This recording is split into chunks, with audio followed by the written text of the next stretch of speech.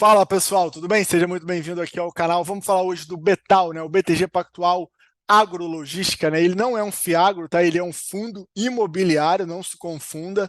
Na época que ele foi criado nem existia ainda fiagro. Então tá aí pela foto, né? Você vê que ele, de fato, ele atua na cadeia do agronegócio ali, na parte de armazenamento, escoamento de produção. Aqui eu vou fazer questão de te dizer o objetivo do fundo, porque esse aqui é um dos cernes que envolvem o Betal, tá? Então, como você pode ver aqui, ele tem como objetivo, né, aquisição e construção de ativos de escoamento e armazenagem, tá? Por toda a cadeia do agronegócio, né, focando ali no déficit de infraestrutura e armazenagem, tá? Fica com isso em mente, tá? Antes, vamos passar por algumas características, né? O fundo começou ali em fevereiro de 2021, tá? A gestão do BTG, a administração também, possui uma taxa de administração de 1,10 do PL, ou do valor do mercado, caso o fundo venha a integrar o IFIX. Não tem taxa de performance, tá certo?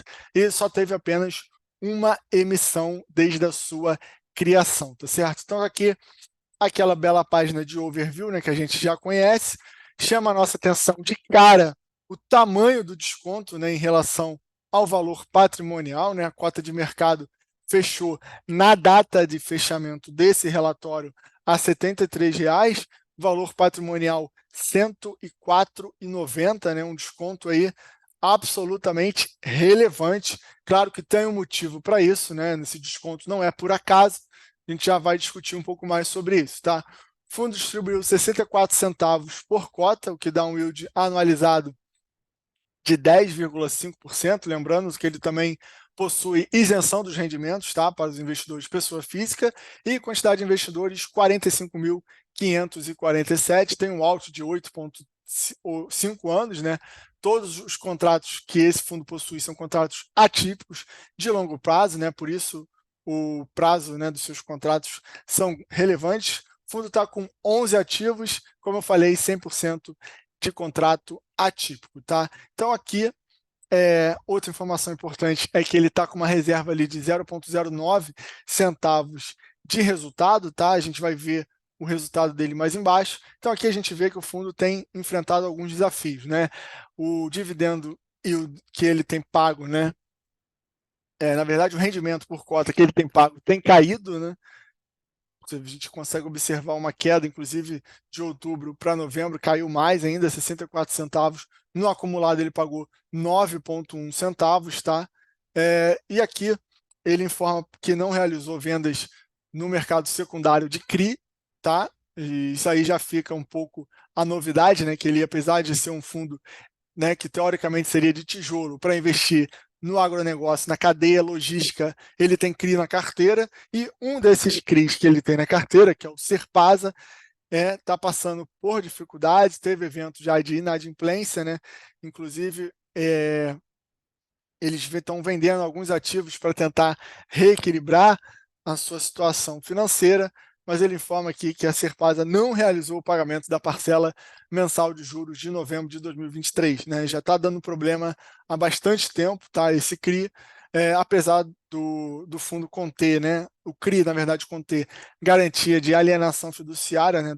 Da Fazenda Santo Antônio e fiança dos acionistas, né? Da companhia. Então, é uma estrutura de garantia robusta, mas que, caso ela venha a ser executada, né, vai gerar ali um certo desgaste, um certo tempo até tudo isso se concretizar, né? Então, de fato, né, um evento de inadimplência, a gente vai ver o tamanho que isso representa no fundo, e isso explica uma boa parte desse, desse desconto, tá? Então, o desempenho também, né, já há bastante tempo tem deixado a desejar, perdido para o IFIX, perdido para o CDI.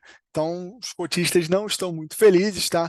O Betal ele tem uma tese, né, interessante, que é investir na cadeia, né, assim como a Kepler Weber, uma grande empresa aí da Bolsa de Valores, mas ele de fato ele ficou com o dinheiro ali certa hora empossado, e ele acabou alocando em CRIs, né? Apesar de serem CRIs que estão ligados de uma forma ao agronegócio, né? Não era inicialmente a tese principal do fundo. A gente vai ver o percentual ali da carteira. E aqui, né, a gente já viu o tamanho do desconto, né, enquanto o patrimônio líquido totaliza 628 milhões, valor de mercado 437, dá um desconto ali de 30%, tá, do mercado em relação ao seu valor patrimonial, tá? E aqui um pouco do que eu falei, né? A exposição por ativos ali, apenas 67% estão em imóveis, 2% em renda fixa, 4% são contas a receber e 27% estão atrelados à CRIs, né? Então é um percentual significativo, né? Que inicialmente não fazia parte ali da tese principal do fundo, né? Quem comprou o Betal lá atrás não queria um fundo de crédito, queria um fundo de tijolo conectado com o agronegócio, que, diga-se de passagem, é uma tese, né, que eu gosto muito, mas na hora da execução aqui, a coisa não saiu conforme o planejado, né? Então está aqui a divisão do patrimônio líquido, né? 473 milhões correspondente a imóveis, 189 correspondente a ativos de crédito, né? Aqui ele faz a divisão, e aqui a gente chega no resultado, né? A gente já vê que teve uma queda significativa, né, da receita de crise ali de outubro para novembro, embora ainda a maior parte, sem dúvida, é a receita imobiliária, tá? O fundo distribuiu o seu resultado, nem a mais nem a menos, gerou 64, distribuiu 64, né, 100% ali do resultado, tá certo? Como a gente já viu lá em cima, ele ainda tem 0,09 de resultado a distribuir, que ele pode utilizar ali nos próximos meses para compor os rendimentos, tá certo? Então aqui a gente começa a detalhar um pouco mais a carteira do fundo, né? Em termos de ativos, né? 17 ali são certificados de recebíveis do agronegócio em relação à receita imobiliária. E aí você tem, ó, armazém refrigerado, terminal portuário, centro de recebimento de grãos, terminal de transbordo intermodal, complexo industrial de sementes, armazém graneleiro. Então, é uma tese, né, que faria tudo para ter um excelente sucesso, né, do nosso setor do agronegócio extremamente pujante, mas como eu falei, na hora da execução, a coisa não ficou tão boa assim. Perfil de locatário, então 15% está em etanol de milho, 38% operador logístico, 26% revenda de insumo, 21% açúcar e álcool.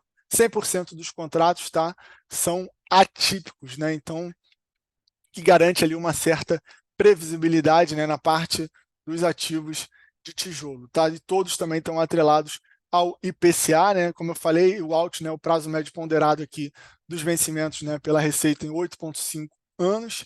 E aqui o mês de reajuste, ele conseguiu passar os reajustes dos ativos, né, de tijolo no decorrer de 2023. A maior parte se concentra no primeiro semestre ali, fevereiro, março, abril e julho, 18% em termos de percentual de receita imobiliária, tá certo? Não creio que vai haver grandes dificuldades de se repassar esse reajuste, dado que a inflação também não está tão alta assim, né?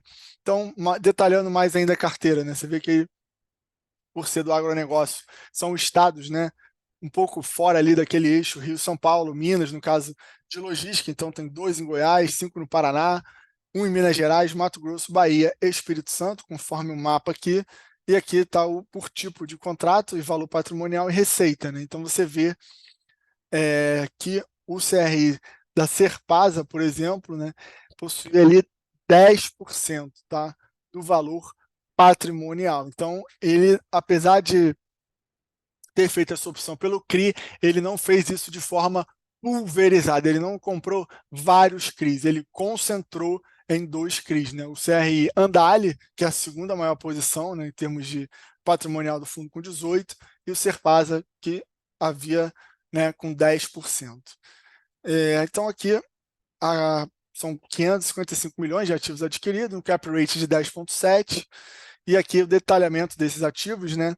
Os 2 CRIs são esses aqui, em Muquem, na Bahia, que é o do Serpada, que está dando problema, né? Pagava IPCA mais 9,3%, e o CRI Rio Verde, que até agora não tem dado problema, né? Os demais ativos, né, a gente vê que são ativos de fato ligados ao agronegócio, né? Terminal portuário em Vila Velha, complexo de sementes, terminal intermodal em Minas Gerais, centro de recebimento no Paraná, tá? Outro centro de recebimento em Marapá, no Paraná, em Palotina, Cascavel também tem outro centro de recebimento. Armazém refrigerado fica em Itumbiara, em Goiás, e o armazém Graneleiro em Nova Ubiratã, Mato Grosso. Tá? Então, são ativos realmente que fazem todo sentido para a cadeia do setor agrologístico. O Brasil tem um déficit enorme, mas, claro, precisa resolver, precisa alocar melhor esse capital, tá certo? Então, por hoje era isso. Espero que vocês tenham gostado. Grande abraço para vocês. Não deixe de se inscrever no canal.